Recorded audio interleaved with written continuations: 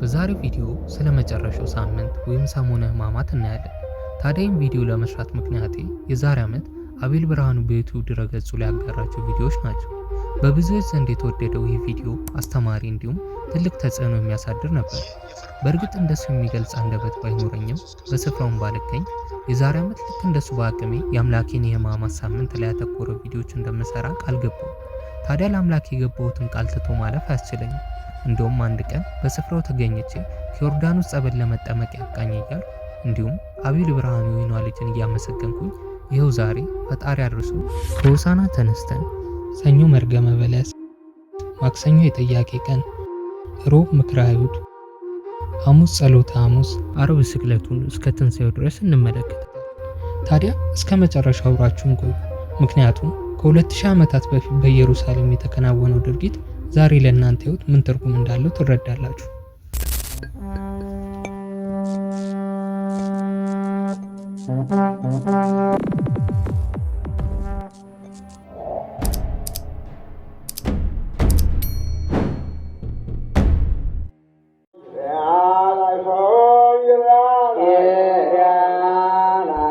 እንግዲህ ሕማማቱን ካወቅኩት ለማካፈል እንዲህ ብዬ ጀምራለሁ።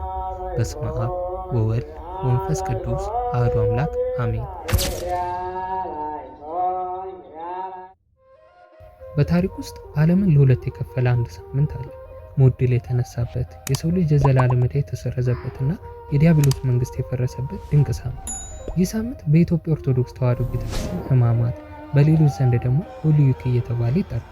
እያንዳንዱ ሰከንድ፣ እያንዳንዱ ስቃይና እያንዳንዱ ቃል አስቀድሞ በነቢያት የተነገረለት እንከን የለሽ የእግዚአብሔር የማዳን ጥበብ። ሆሳዕና ሳምንቱ የሚጀምረው በታላቅ ዝማሬ ነው። ጌታችን መድኃኒታችን ኢየሱስ ክርስቶስ በትሕትና በውርንጭላ ላይ ተቀምጦ ወደ ኢየሩሳሌም ገባ። ሕዝቡ ልብሳቸውን አንጥፈው የዘንባባ ዝንጣፊ ይዘው ሆሳዕና በአርያም እያሉ አከበሩት። ነገር ግን ይህ ንጉሥ ምድራዊ መንግስትን ለመመስረት ሳይሆን የሰው ልጅ ከኃጢአት ባርነት ነፃ ለማውጣት የመጣ የሰላም ንጉሥ ነበር። ሰኞ አንጽሖተ መቅደስ። በዚሁ ቀንም ጌታችን መድኃኒታችን ኢየሱስ ክርስቶስ ወደ ቤተ መቅደሱ አቀና። ቤቱም የጸሎት ቤት መሆኑ ቀርቶ የንግድና የዘረፋ ቦታ ሆኖ አገኘ። በታላቅ ቁጣም ቤቴ የጸሎት ቤት ትባላለች ተብሎ ተጽፏል፣ እናንተ ግን የወንበዴዎች ዋሻ አደረጋችኋት በማለት ነጋዴዎቹንና ለዋጮቹን አስወጣ። ይህም የሚያሳየን እግዚአብሔር በመንፈሳዊ ሕይወታችን ውስጥ ያለውን ዝብርቅርቅ አጥፍቶ ቅድስና እንደሚፈልግ ነው። ይህ ቀን መርገመ በለስን በመባል ይታወቃል። በማቴዎስ ወንጌል ምዕራፍ 21 ከቁጥር 17 ላይ ጌታችን የት እንዳደረ በጠዋትም ተነስቶ ምን እንዳደረገ ያስረዳናል። ቁጥር 18 ደግሞ ጌታችን ሲመለስ መራቡን፣ በመንገዱ ላይም የበለስ ዛፍ እንዳገኘ ነገር ግን ከቅጠል ውጭ ምንም እንዳልነበራትና ለዘላለሙ ፍሬ አይገኝብሽ ብሎ ጌታችን እንደረገማት፣ በዛኑ ጊዜም በለሲቱ እንደደረቀች ይነግረናል። ታዲያ የበለሲቱ ምሳሌነት አዳምና ሔዋን ወደ ሲኦል መጣያ ምክንያት የሆነው ኃጢአት ነው። ማክሰኞ የጥያቄና የትምህርት ቀን። ይህ ቀን የጥበብ ቀን ነው። የሃይማኖት መሪዎች ጌታን በንግግር ሊያጠምጡት ብዙ ጥያቄዎች ያቀረቡበት። የማቴዎስ ወንጌል ምዕራፍ 21 ከቁጥር 23 ጀምሮ እንዲህ ይላል። በምን ስልጣነ ይህንንስ ስልጣን ማን ሰጥቶ በማለት ጠየቁት።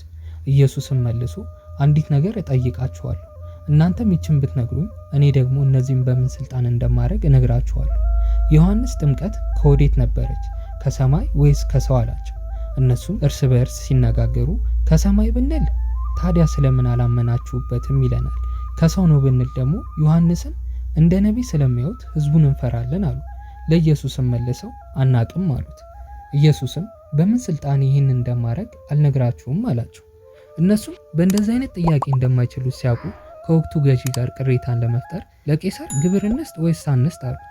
እርሱ ግን የቄሳርን ለቄሳር የእግዚአብሔርን ለእግዚአብሔር ስጡ በማለት መለሰላቸው። በዚህ ነገር የተሸነፉ ፈሪሳውያን ተመልሰው ሄዱ።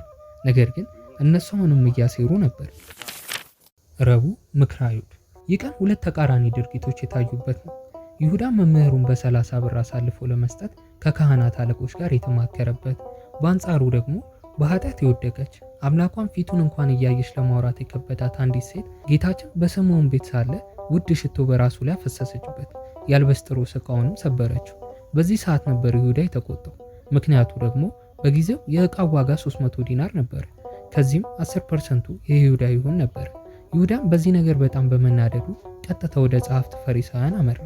በቤተ ክርስቲያናችን ይህ ቀን የይሁዳ ክህደት የሚታሰብበት እንዲሁም ሞት የተወሰነበት ቀን በመሆኑ እስከ ትንሣኤ ሌሊት ድረስ ጥልቅ ጾም የሚታሰብበት ቀን ጅማሮ።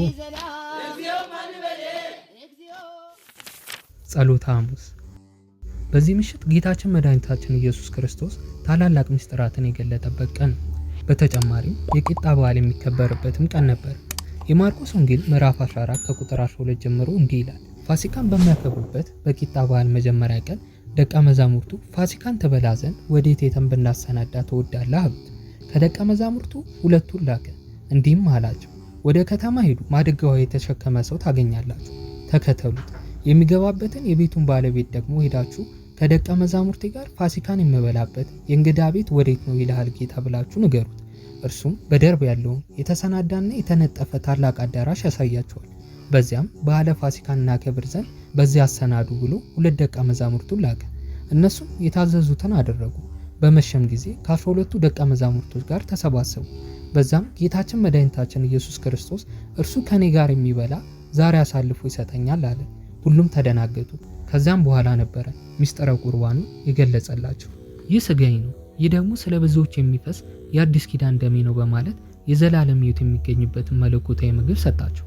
አምላክ ራሱ የፈጠራቸውን ደቀ መዛሙርቶች ከአንገቱ ጎንበስ ብሎ እግር በማጠብ ትህትናን አስተማራቸው። በመቀጠልም ወደ ጌቴሴማኒ አመሩ።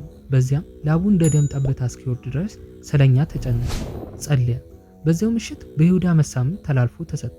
ሐሙስ ማታ ከ3 ሰዓት ጀምሮ ጌታችንን ሲገርፉት ሲያንገላቱት አደሩ። በዙሪያውም የነበሩ አንክድም ያሉ ደቀ መዛሙርቶች እንኳን አልነበሩ። ጴጥሮስም ከርቀት ሆኖ ይመለከት ነበር። ታዲያ በዚህ ሰዓት የተመለከቱት ሰዎች አንተ ከነሱ አንዱ አይደለህምን ብለው ጠየቁት። እሱም እኔ አይደለሁም፣ እኔ አላውቀውም፣ ይህንን ሰው ከዛሬ ውጪ አይቼውም አላቅም በማለት ካደ። በዚህ ሰዓት ነበር ዶሮ የጮኸችው።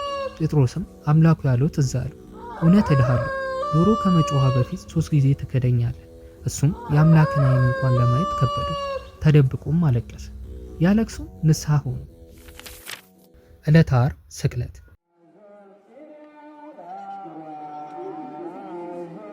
ይህ ቀን የዓለም ታሪክ ሙሉ በሙሉ የተለወጠበት ቀን ነው። ታዲያ ይህን መስዋዕትነት የትኛውም ቃል የትኛውም የሰው ልጅ ስሜት ሙሉ በሙሉ ሊገልጸው አይችልም። እስቲ በተመስጦና በዝምታ ይህንን ምስል ተመልከቱት። ጌታችን መድኃኒታችን ኢየሱስ ክርስቶስ ከጠዋት እስከ ማታ በተለያዩ መድረኮች በሐና፣ በቀያፍ፣ በጲላጦስ፣ በሄሮድስ ሲንገላታ ዋለ። 6666 ጊዜም ተገረፈ፣ ተተፋበት፣ ተሳለቁበት፣ የእሾህ አክሊሉንም ደፉበት። ከባድ መስቀልንም ተሸክሞ ጎልጎታን ወጣ። ከሰዓታት ጉዞና ድብደባ በኋላ በመስቀል ላይ ተሰቀለ። በ5 ችንካሮችም ተመታ። እነሱም ሳዶር፣ አላዶር፣ ዳናት፣ አዴራና ሮዳስ ይባላሉ። ከጌታም ራስ የእሾህ አክሊልን አኖሩ። ከመስቀሉም በላይ የናዝሬቱ ንጉሥ ኢየሱስ የአይሁድ ንጉሥ ብለው ጻፉበት። ጎኑንም እየወጉ ተሳለቁበት። በ9 ሰዓት ላይም ታላላቅ 7 የፍቅር ቃላትን ተናገረ። ኤሎሄ ኤሎሄ ላማ ሰበክታኒ፣ አምላኬ አምላኬ ስለምን ተውከኝ? እውነት እልሃለሁ ዛሬ በገነት ከኔ ጋር ትሆናለህ። አባቶ የሚያደርጉትን አያውቁምና ይቅር በላቸው።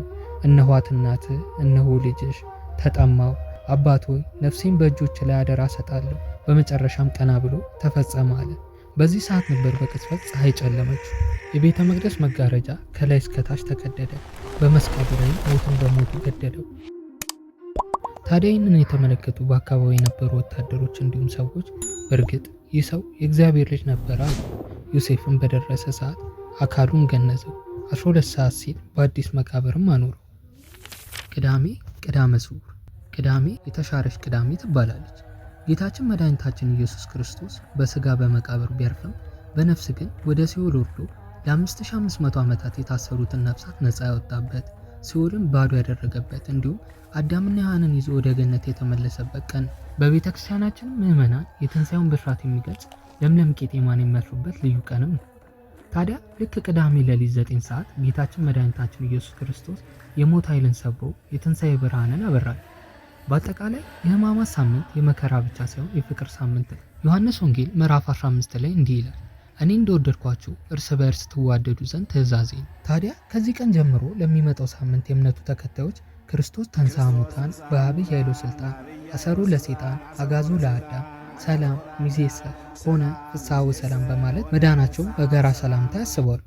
ታዲያ ይህንን ቪዲዮ እስከ መጨረሻው ለተመለከታችሁት ምስጋናዬን እያቀረብኩ ለመላው እምነቱ ተከታዮች ከወዲሁ መልካም የፋሲካ በዓል እንዲሆንላችሁ ምኞቴ ነው።